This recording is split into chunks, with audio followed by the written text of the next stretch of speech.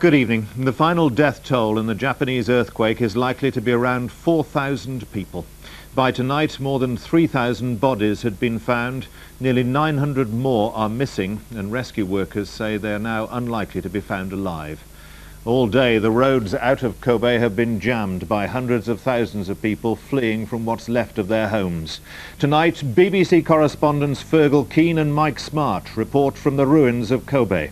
And from Tokyo, Humphrey Hawksley assesses how much the earthquake has cost Japan and shaken the country's confidence in being able to cope with disaster.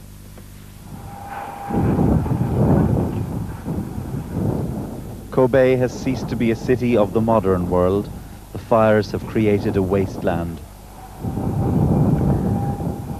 Men, women and children, the ordinary people of this poorer quarter, died amid the flames and rubble. Those who survived drift through the aftermath. They have become refugees in their own city. Throughout the day they searched the ruins, but nothing survived the inferno which gutted thousands of buildings. The search for missing loved ones abandoned, some simply gathered what they could and left. This young couple lost their business and they're angry. The authorities have given us no help, no advice. They haven't told us what to do, she said. You meet the survivors everywhere, clinging to what little they have left. In the cold of winter, the old seem especially vulnerable. As people sift through the ruins for what might remain of their property, there's a profound sense of shock here. It goes beyond the loss of life and the destruction of property, affecting people's sense of security, their peace of mind.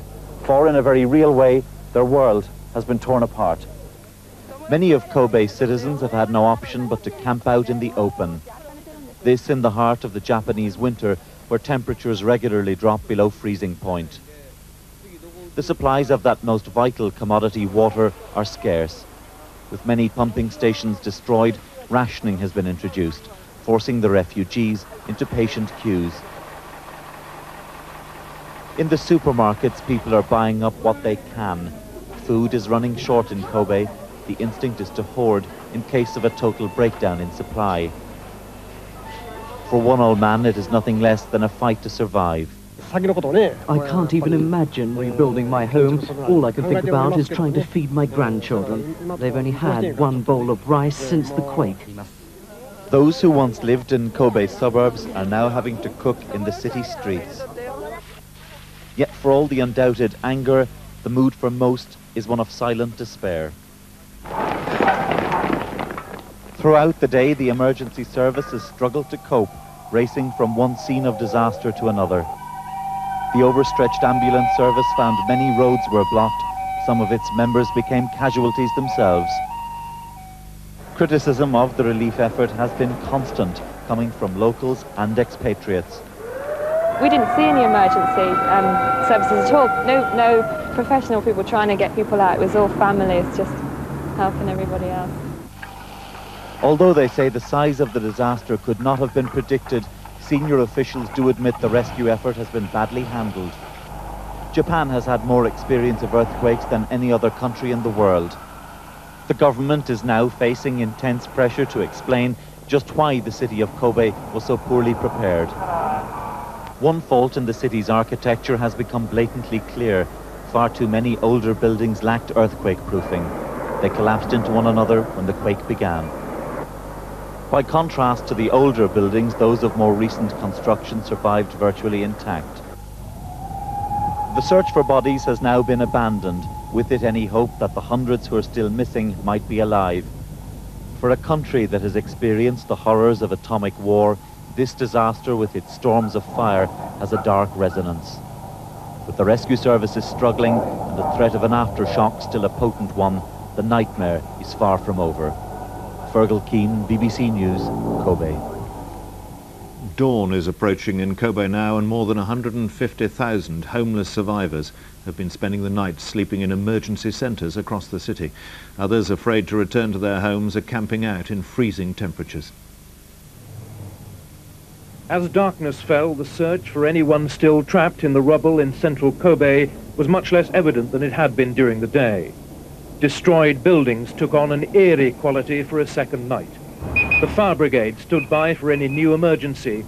About 200 fires caused by the earthquake are still alight, though most now appear to be smouldering and all are said to be under control.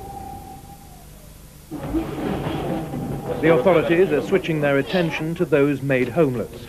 There's insufficient food and fresh water to go round. A delivery of bottled water was snapped up by a long queue of people, but it wasn't free, costing £1.50 a litre. The homeless that aren't clogging the roads trying to leave Kobe are sheltering in schools, colleges and some hotels. Many of them buildings still without light and heat, though the Japanese tend to live with the minimum of central heating, even at the best of times. There are queues for free telephone lines of people anxious to trace relatives.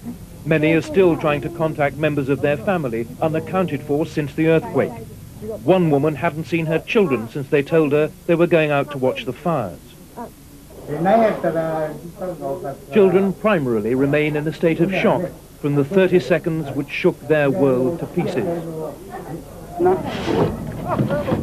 Some families who've lost almost everything live in their cars and vans. A few with plentiful supplies of food, others with very little. And cardboard boxes are makeshift homes for many. Rehousing the tens of thousands of people who've been made homeless by this earthquake is going to be a long and difficult job for the authorities. In the meantime, many of the families will remain out in the open because they say it's safer. Rumours persist of official warnings of aftershocks of similar size to the original earthquake, and those remaining outside are taking no risks of being caught inside vulnerable buildings if they occur. Mike Smart, BBC News, Kobe, Japan. The Japanese government is being criticised for the way the emergency services are coping with the earthquake. They didn't think it would strike in Kobe. Now there are worries about the vulnerability of other cities. Kobe and Osaka are at the heart of the country's second biggest urban area. The earthquake smashed roads and rail links that form the spine of the transport system linking much of industrial Japan. Until yesterday, the biggest share of Japan's foreign trade passed through the port facilities on Osaka Bay.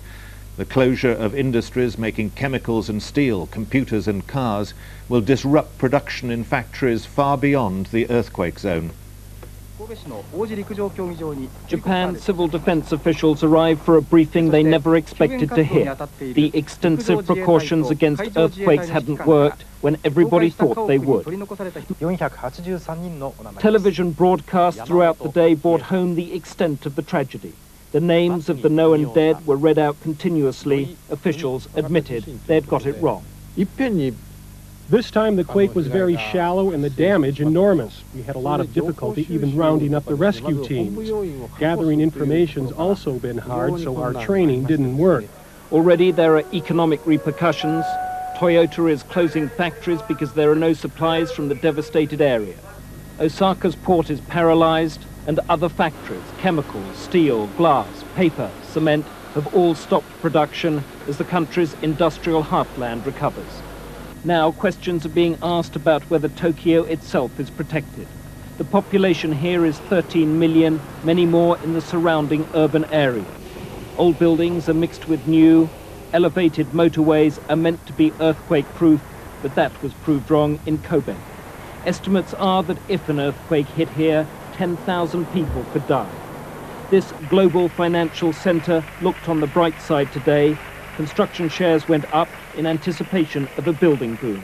But it knows that if Tokyo's hit, the international repercussions could be catastrophic. The whole of urban Japan knows it's at risk, that too much faith has been put into technology, and that the city structures are fragile. Pressure is mounting on the government to account for the flaws in the system and correct them before the next, possibly even more devastating earthquake hits. Humphrey Hawksley, BBC News, Tokyo. The Foreign Office here has compiled a list of Britons in the earthquake area who are now known to be safe. Information will be available on a special number 071 839 5656.